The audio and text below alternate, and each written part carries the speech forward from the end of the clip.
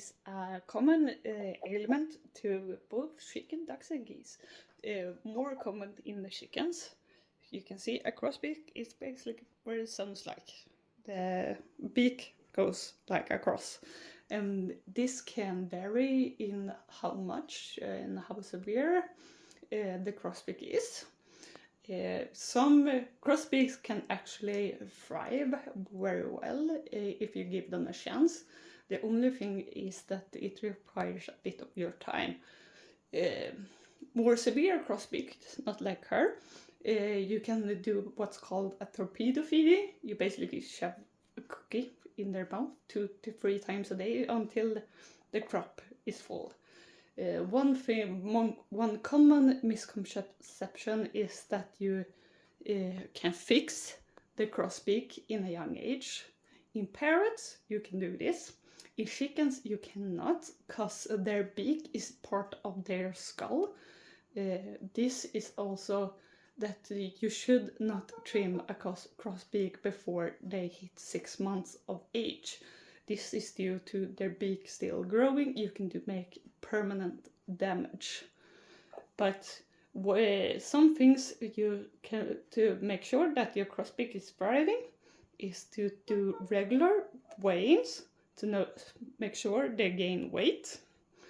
And you also need, like I said, you need to trim their beak. She had her first trimming. The beak looks much better now.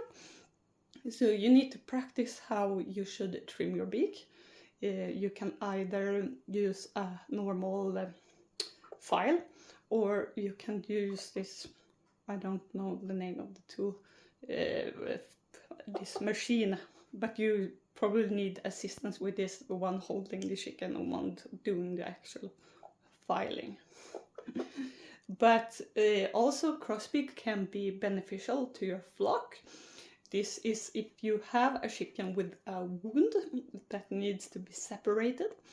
You can place a crossbeak together with this chicken, because they can peck at the wound as the same as the other chickens can. So they make an excellent companionship in times of need like that. Another thing is also to think about that sadly crossbeaks usually don't have a long lifespan. This is due to they most likely have other things going on in the body. That say that there is old crossbeaks that have lived up to 10 years of age. So they can be excellent, and give them a chance of life, give them a chance of home and some loving. She is gaining weight very rapidly since she came here. She was tiny when she came here and she was really skinny. She arrived here 1 month ago, then she weighed 600 grams. Now she is up to 900. So you're gaining weight really well. This is very good to have if you have a crossbeak, so you can weigh in a regular kitchen scale. So I'm going to show some few methods you can use to feed a crossbeak. What type of method depends really on how severe the crossbeak is. So we are going to start. You can give them regular mash. You can see she can eat a lot easier. And what I find that she likes even more is to use the paintbrush method. You take a normal paintbrush.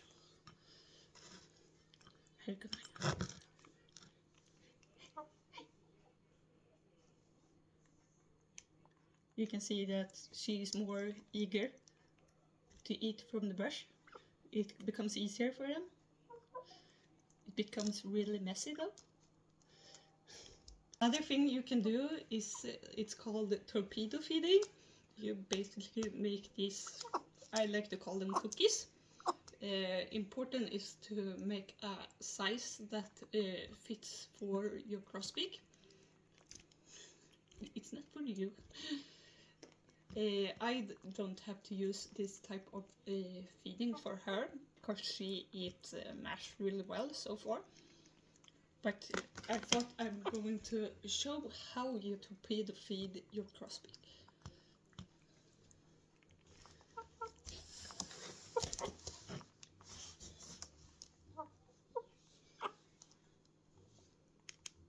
Tror du den bra storlek?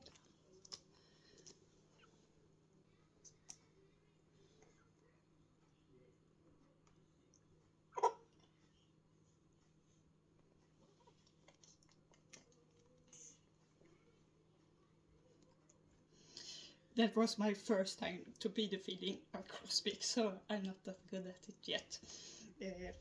But you basically take the cookie, just open their beak. If you have a crossbeak with a 90-degree angle, it's a bit harder because you don't have the under jaw to support yourself on. But you just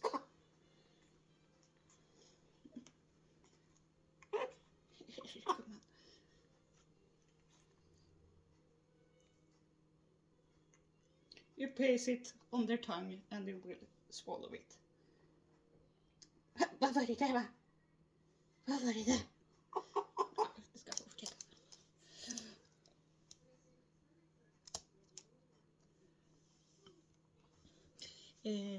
Another thing, so that I will not show because I don't have an educationist in this, it's tube feeding. This is used when the tongue collapses on the crossbeak, which can happen if they have really severe crossbeaks. And basically you shove a tube down to the crop and tube feed them. But you need education for this. Have a professional educate you or a veterinarian professional to educate to show you how. Because it's really important that you get down to the crop and not to their lungs.